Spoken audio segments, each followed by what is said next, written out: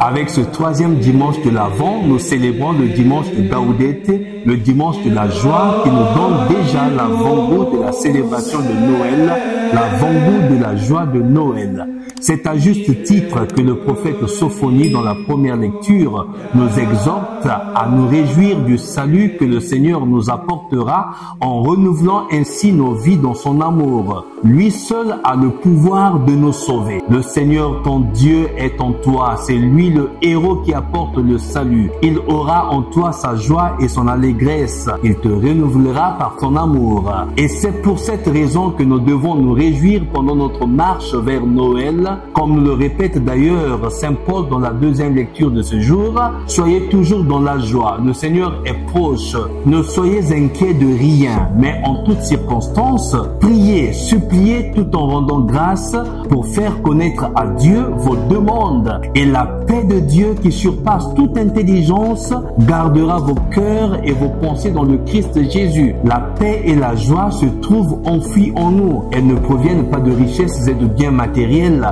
d'argent et de sécurité sociale. La joie, la paix, le bonheur dépendent toujours de ce que nous avons à l'intérieur de nous, de notre attitude envers les biens de la terre, du fait d'agir de manière juste et honnête, de la façon dont nous gérons tout ce que nous avons et tout ce que nous sommes. Vouloir tout avoir et tout de suite, c'est le chemin plus sûr pour s'exposer à la tristesse et à la déception totale. Tout s'échappe, tout finit et rien ne demeure en ce monde. Seul l'amour reçu et partagé demeure éternel. Telle est la vraie joie de vivre, savoir tout donner, savoir tout partager, savoir partager avec les autres. Pour que la joie de ce troisième dimanche de l'Avent soit effective, soit concrète, soit réelle, chacun de nous est invité à se poser cette question fondamentale et pratique qui revient 3 fois dans l'évangile de ce jour. Que devons-nous faire? Que devons-nous faire? Que devons-nous faire? La foule, les publicains et certains soldats posent successivement cette question à Jean-Baptiste. Ces 3 catégories, ces 3 groupes de personnes, foule, publicains, soldats, représentent notre société d'hier et d'aujourd'hui. Qu'en dire, c'est faire. How to do things with word.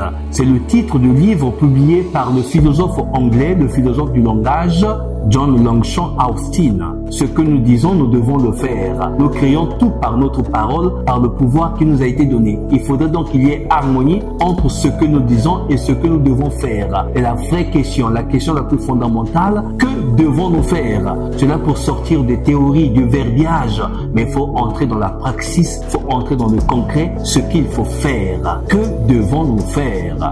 Le royaume de Dieu consiste à faire la volonté de Dieu. La même chose en ce qui concerne la joie. La joie se crée, se vit et se partage en vivant chaque jour comme s'il était le dernier, en vivant chaque instant de notre vie comme s'il était le dernier. Le péché d'omission nous tient à l'œil et nous guette, c'est-à-dire manquer à faire ce que nous devons faire alors que nous en sommes capables, c'est un péché d'omission. Le péché d'omission, c'est être capable de faire quelque chose et ne pas le faire. C'est un péché qui nous guette tous. Être capable de. Être capable de faire, être capable d'agir. L'homme est capable de tout. L'homme est capable de Dieu. L'homme est capax Dei, capable d'amour, capable de bien, capable de pardon, capable de transformer le monde. Nous sommes capables de faire tout ce que nous pouvons. Quand nous ne le faisons pas, nous tombons dans le péché d'omission. Alors voyons ce que demandent les 3 catégories de personnes et la réponse que Jean-Baptiste donne à chaque catégorie. Aux publicains qui lui posent la question, que devons-nous faire? Jean ne propose pas de changer de métier, mais de n'exiger rien de plus que ce qui est fixé, sans exagérer et sans en tirer profit malhonnête, sans voler. Ce serait déjà un pas fondamental vers la justice et la droiture du cœur. C'est une catégorie, celle des publicains, la catégorie de tous ceux qui gèrent les finances, les banquiers, les financiers, les caissiers, toutes celles et ceux qui gèrent l'argent en église ou en société. La deuxième catégorie, c'est celle des soldats. qui profitent souvent de leur position de force pour extorquer de l'argent et écraser le petit peuple.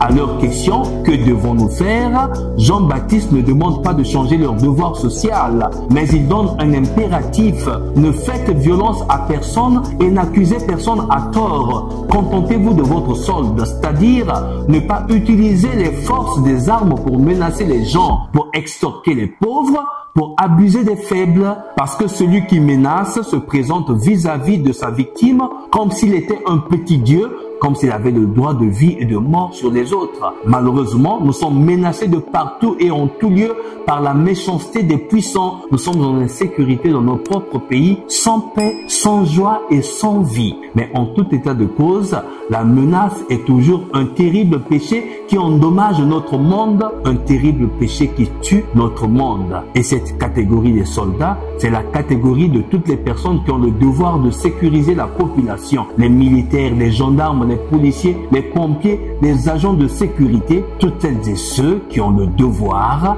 la mission de sécuriser la population. Malheureusement, parfois, aux côtés de ces hommes-là, nous sommes en insécurité au lieu d'être en sécurité parce que les policiers, les militaires, les gendarmes, c'est ceux-là même parfois qui matraquent, qui malmènent et qui massacrent au lieu de mettre en sécurité les populations qui leur sont confiées. La troisième et dernière catégorie des gens qui posent la question à Jean, que devons-nous faire, c'est la foule.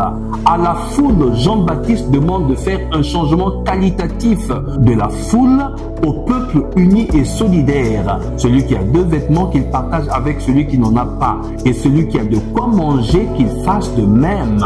Partager avec celui qui n'a de quoi se vêtir et qui n'a de quoi manger. Voilà ce que Jean-Baptiste recommande à la foule. Prions les uns pour les autres, chers frères et sœurs, afin que naisse et se lève la joie de l'enfant Jésus-Christ qui est sur le point d'arriver au monde, au milieu de nous à Noël. Ne festoyons pas Noël sans Jésus. C'est le risque de passer Noël enfermé dans nos maisons, dans notre petit groupe et dans nos lobbies, sans nous ouvrir aux autres. Noël, c'est la fête de la joie, c'est la fête du partage, c'est la fête d'ouverture. Et Jésus, c'est ce petit enfant de Bethléem qui naît, ses mains étendues dans la mangeoire de la crèche à Bethléem, mais comme sur la croix, ses mains sont étendues pour s'ouvrir au monde, pour accueillir le monde. Et festoyer Noël signifie s'ouvrir aux autres et partager avec les autres. Mettons Jésus au centre de ces festivités de Noël en l'identifiant à travers le malheureux, le pauvre, l'orphelin, le laissé pour compte que nous rencontrons sur notre chemin existentiel. Tendons la main à ceux-là,